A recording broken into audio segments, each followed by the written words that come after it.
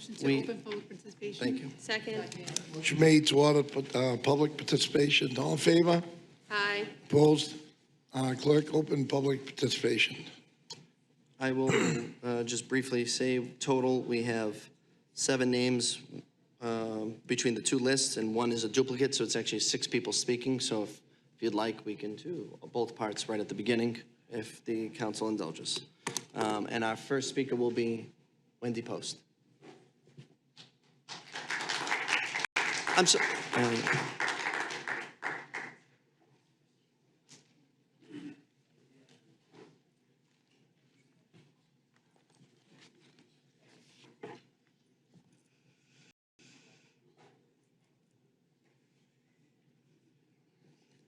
How are you tonight? Good, how are you? Wendy Post, Ward 2. So here we are. It's been 5 years since I was drugged and sexually assaulted by an Everett firefighter who was and is a sex offender, sitting before you again, pleading for your support to prevent sex offenders from holding municipal positions within the city. The amendment that was created by President Michael Marchese put forth, creating a law preventing sex offenders from working as municipal employees, apparently violates the law. So now, my suggestion is we all sit and change the wording. What we need to do is make sure that the municipal employees who have a job that enters people's homes should be quarried every year. It is something that, and I've told my story to anybody who will listen, and nobody believes that there are no policies, laws, anything saying that they have to be quarried every year. So it's up to each city and town. So it seems like it's such a slam dunk, and I can't imagine any union saying, oh no, we don't want our people quarried. So what you're saying is you don't trust your own employees. So I don't see an issue going back to the unions either, which is obviously 75% of the municipal employees. So right now we have to go back and just change the wording. We can't create a law, but we can create a policy that says you have a municipal job that puts you in touch with the public in their homes. You become a sex offender. Okay, you don't go to jail, but you're still a sex offender. You don't want to fire them, then put them in a job that they're not with the public, if that's what the issue is firing people. I don't know how much more I have left in me to come before my city councilors meeting after meeting and request protection from sexual predators. Why is this not a priority for everyone? Our firefighters have opened their stations up for our children for years and years, and I can speak for my own sons who are always excited to visit the fire station when they were young. Our Ferry Street Station welcomes young children from preschool to elementary age to visit. Pictures are taken. Wonderful. It's wonderful for the community. But do the parents realize that there could be a sex offender working as a firefighter simply because the city government does not want to work with the unions? No one wants any of these events to stop, especially me. And yet the city of Everett chooses not to protect these children simply by updating policies. If they're so concerned about firing these sexual predators, how about reassigning them to a job that does not interact with the public? When I began this journey, I refused to let anger and revenge take hold of me. So I chose to do what I thought was best and work with the city to try to prevent this from happening again. And all I've gotten for the last 4 years was being re-victimized by the mayor with the assistant city solicitor and police chief present, ignored by the current fire chief who refuses to reply to any of my letters. The entire city government should be ashamed of themselves for not only allowing this predator to continue working after he was convicted back in '97, but the current administration is just as guilty since they all choose to ignore these pleas for better policies. Thank you, Mrs. Post. Wendy, thank you. Sorry, our next speaker is Mary Fortin.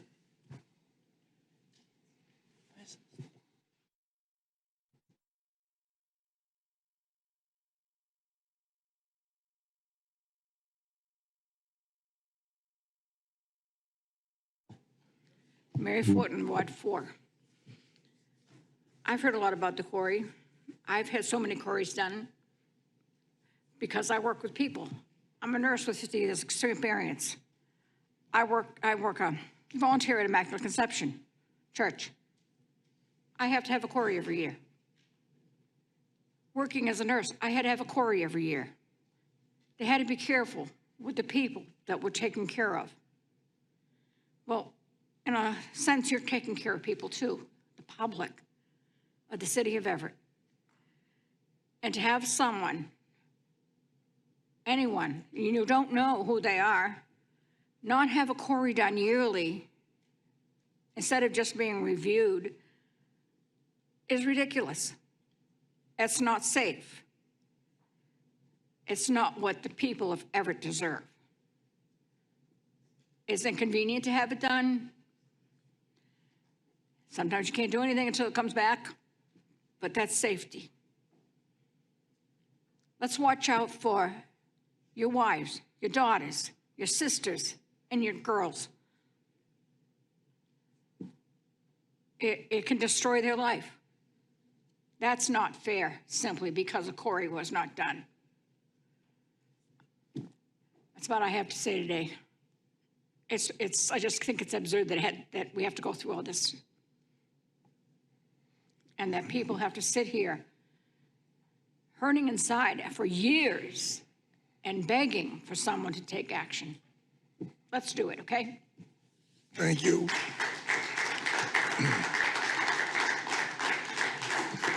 Our next speaker is Paula Staridi, and she's the only speaker on both lists, so.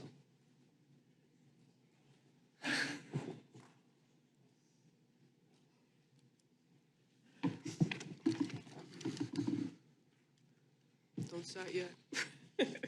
Good evening. Regarding the zoning agenda, I support the effort by Mr. Costa, but I am concerned that by the time any of this is finalized, it will be too late to save Everett. Every month, multiple projects are being approved by the zoning board, even over the objections of butters and even the planning board. The only way to save Everett is to put a temporary moratorium in place, use the time for the city to assess the current infrastructure to see if it can support the growth and provide the necessary time for the council and the planning department to update the city's outdated zoning plans. If Saugus could put a temporary stop to their development, to their concerns about their infrastructure, why can't Everett?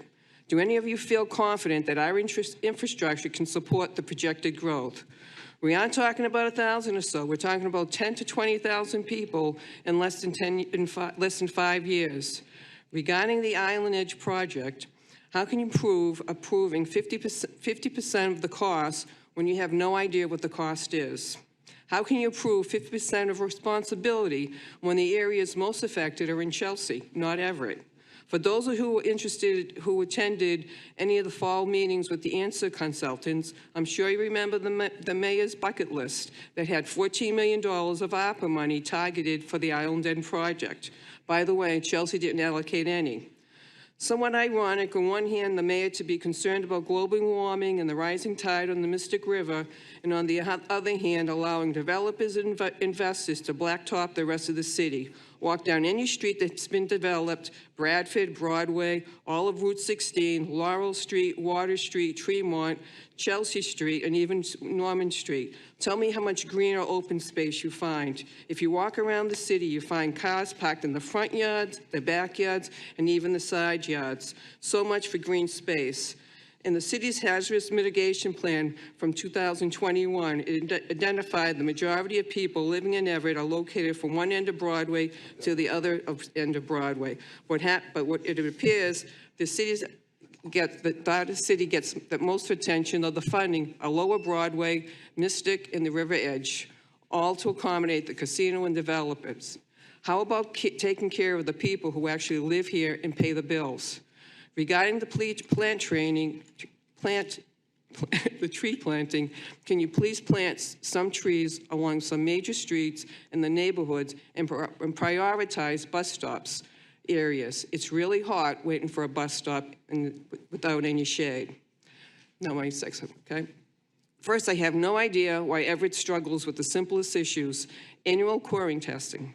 Teachers, coaches, bus drivers, even chaperones are tested annually. So what makes the rest of the city's employees so special? It makes you wonder if the administration is hiding something. Please get this passed before someone else is needlessly hurt by someone who works for the city of Everett who wasn't query tested. Next, regarding the ambulance. 2 years ago, you approved $200,000 for the ambulance. This year, you approved more money for additional firefighters and a generous stipend for EMT certification. And what did we get in return? Any idea when the ambulance will go into service? Remember, it was supposed to cover the expenses and even make money. Do you wonder why people are frustrated about taxes going up? There's no accountability for anything. I've been waiting several months, and I've been working with the city councilor to try to get the study that the Mount Vernon group did in 2019 to assess sites for a middle school or a vocational school. I have the PO and the payments, but no study. I would appreciate anyone's help to see if the mayor or the Mount Vernon group can provide that to the city solicitor so I could get a copy of it. At the last meeting, you approved $10 million to purchase the Devon School. The justification was the cost to transport and provide the Devon School an education was too expensive. There are a few things that bug me. First, why did it take the mayor 10 years to buy the property, or the city council to take any action? The former superintendent commented in the local papers back in 2012 that he hoped with the signing of the lease for the Devons that the city would be motivated to buy it. The mayor got the letter from the Devon's owner back in June of 2022. Why did the mayor wait till the last week in June to inform the city council that she needed to take action on the Devon School? It was never mentioned during the budget or the CIP approval process. Anyone think that's odd? No, again, no accountability. Why not use the $10 million from ARPA and the $3 million you allocated to the school department to rent the building and renovate Pope John instead, a building, ironically, we paid $10 million for in 2019. It could easily accommodate the 57 students for the Devons and provide a pathway for a middle school to alleviate overcrowding in the elementary schools. Thank you.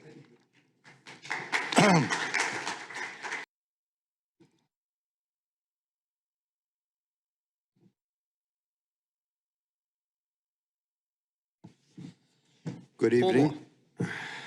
Steve Iannacco. Good evening, Mr. President and councilors. Everyone must be aware by now that the Department of Justice closed the case in Everett without a finding. Sad day for Everett, but let's move on. You had approved a lot of money to cover legal fees that the disgraced city councilor and city employees caused by their inappropriate actions. Where is the balance of that money? Does it just go away, or is this yet another amount put into free cash, the mayor's slush fund? More importantly, will we, the taxpayers, now get to see the unreacted invoices or any letters from the city to the DOJ? After all, we did pay for them. I think we should all get a copy of it. Thank you.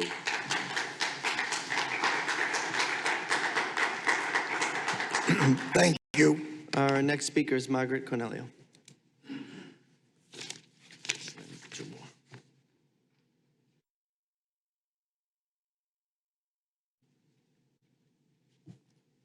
Good evening, councilors and President Marchese.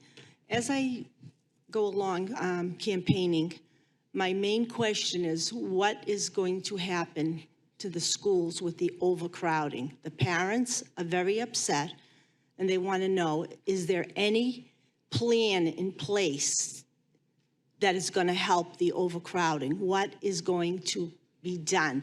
We're now 2 years talking about Pope John, and nothing has been done. And people are very, very angry. And they're concerned.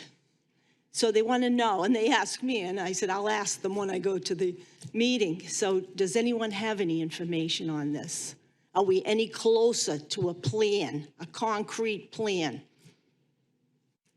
Anyone? Is there anyone to ask? You can't answer. The council can't speak during this Oh. portion. Oh, I'm sorry. Well, I hope we can get some answers because people are very, very upset about it. And I can understand, they said school starts on the 30th and they don't know how many kids are going to be in their kids' classrooms. They says it's only going to keep getting worse. The population is going to grow. It's not going to get smaller. So if, I hope somebody comes up with an answer and everybody wants to know that. So thank you for your time and effort. Have a great night. You, Our next speaker is Sandy Giuliano.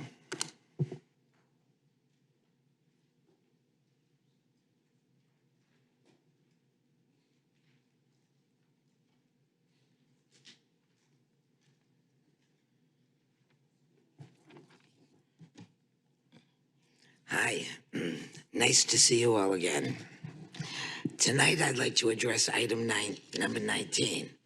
This is quite an interesting agenda item to me. Yearly performance reviews of the council members. Several questions come to mind. The most important one being, who will be doing the reviews? Is this a self-review, or will members review each other? Will attendance be rated? What about showing up for attendance and then leaving the meeting shortly after that? Are you going to count the votes taken that were missed by absent councilors? Are you looking at items added to the calendar by you? Are these items then rated on value? Plastic bags, trimming trees, removing Jersey barriers, dog breeding. These trivial items don't really warrant your attention, say as much as taxes, traffic mitigation, overbuilding, appointing people to boards that receive a stipend but never require members to show up. What about you recusing yourself if something comes up that you may have or may appear to have a conflict of interest in? Do you get points off for that? What about query checks for any board or job in the city? I think by now you all realize that in today's day and age, this is kind of a no-brainer. What about councilor participation?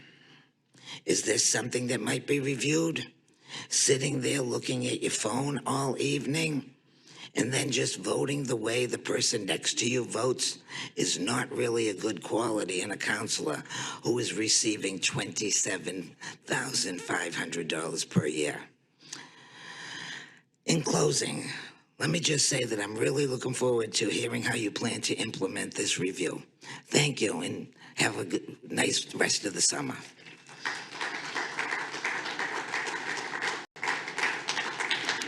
And our last speaker is Joetta Yuckins.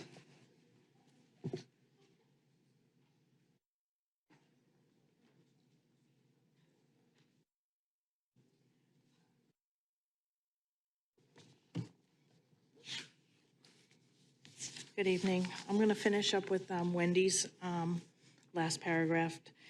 To date, no one in the city has taken ownership of the fact that the mayor, police chief, fire chief, and firefighters knew that this firefighter was a sexual offender back in 1997 and chose to ignore it.